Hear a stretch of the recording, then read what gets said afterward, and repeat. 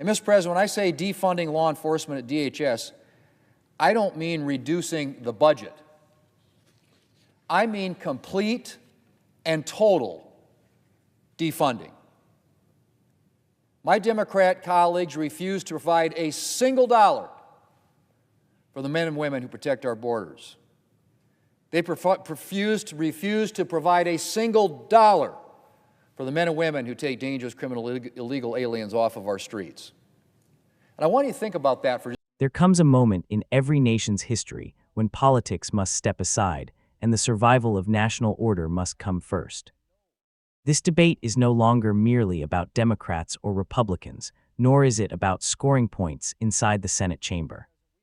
It is about whether a sovereign nation still possesses the will to defend its borders, uphold its laws, and protect the citizens whose taxes sustain the republic itself. To millions of Americans watching closely, the question is painfully simple. If government cannot prioritize the safety of its own people, then what exactly remains of its first responsibility?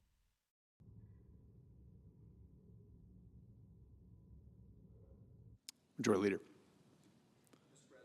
I ask unanimous consent that the quorum call be suspended. Without objection. Mr. President, we have a lot to do over the next 2 weeks. Confirm Kevin Warsh to the Federal Reserve, approve a nominations package, and fund law enforcement at the Department of Homeland Security. That last item, Mr. President, should not need to be on our agenda. We should have been able to fund border security and immigration enforcement officers as part of the final Homeland Security funding agreement. But my Democrat colleagues refused. In fact, the Democrat leader said today that Democrats will fight legislation to fund law enforcement at DHS with, quote, every tool we have, end quote. Mr. President, it's difficult to believe that we're here again. We all remember the defund the police movement embraced by the left and members of the Democrat Party. We also remember how cities who moved to defund the police backtracked in pretty short order. Because it turns out, Mr. President, as even some leftists came to realize, we need police officers.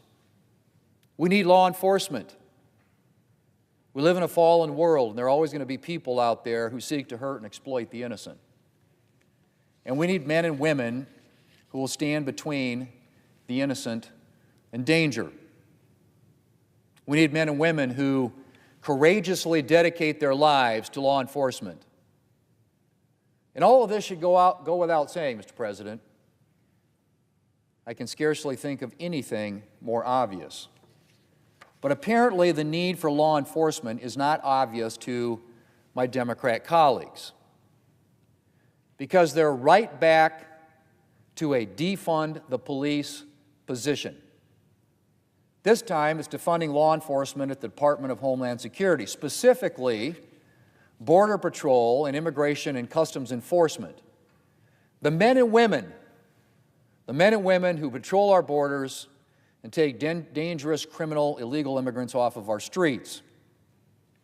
And, Mr. President, when I say defunding law enforcement at DHS, I don't mean reducing the budget. I mean complete and total defunding.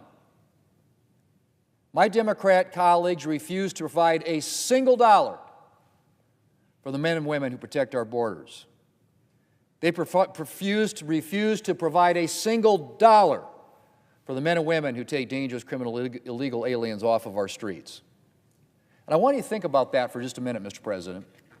My Democrat colleagues apparently believe that there should be no physical presence at our borders and no law enforcement officers to deport dangerous criminals who have entered our country illegally. Mr. President, we had 4 years of chaos at the southern border under President Biden. But at least we had the Border Patrol, overstretched as it was. Now Democrats apparently believe in removing all law enforcement officers from our nation's borders. Mr. President, I shouldn't need to state the obvious here, that we need border security and immigration enforcement officers to protect our nation, just as we need police officers and FBI agents and Secret Service agents and all of the law enforcement officers who serve our communities. Democrats might like to pretend otherwise, but there are dangerous individuals who would like to make their way illegally across our border. Drug traffickers, human traffickers, other criminals, terrorists. And the men and women of the Border Patrol and Immigration and Customs Enforcement are the men and women who stand between us and these dangerous individuals, who turn them back at our borders and take them out of our communities if they do manage to make their way into our country. These are the men and women that my Democrat colleagues want to defund. Not reform, Mr. President. Nope. My Democrat colleagues repeatedly rejected reforms. They want to defund, and defund completely. Zero agents at our border. Zero agents to deport criminals here in the U.S. illegally. That's what my Democrat colleagues opted for. It's Police Week this week, Mr. President. A week to honor our nation's law enforcement officers and remember those who made the ultimate sacrifice while protecting our communities.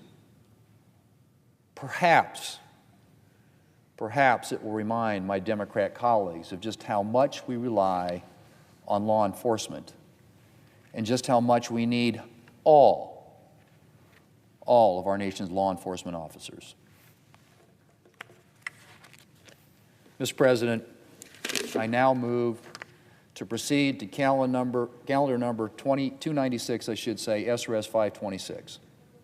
The clerk will report.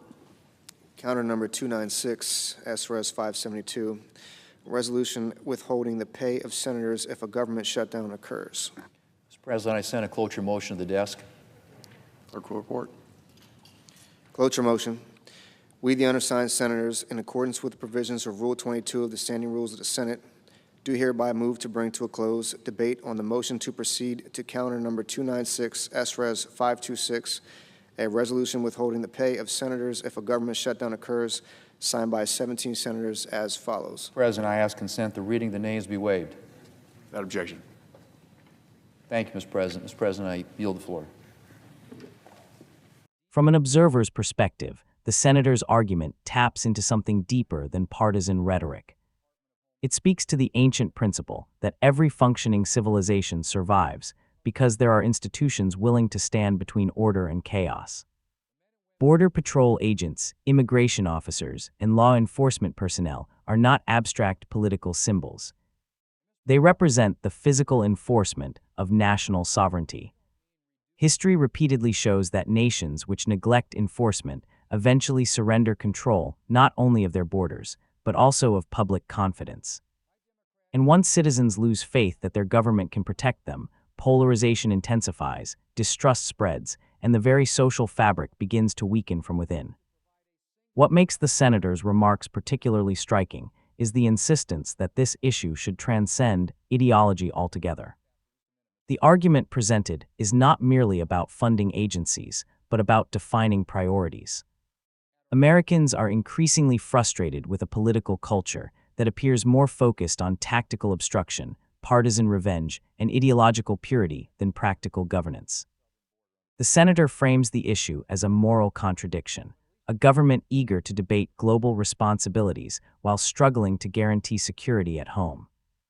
Whether one fully agrees or disagrees, the underlying message resonates powerfully with ordinary citizens who believe that leadership should first protect American communities before pursuing political advantage or symbolic battles.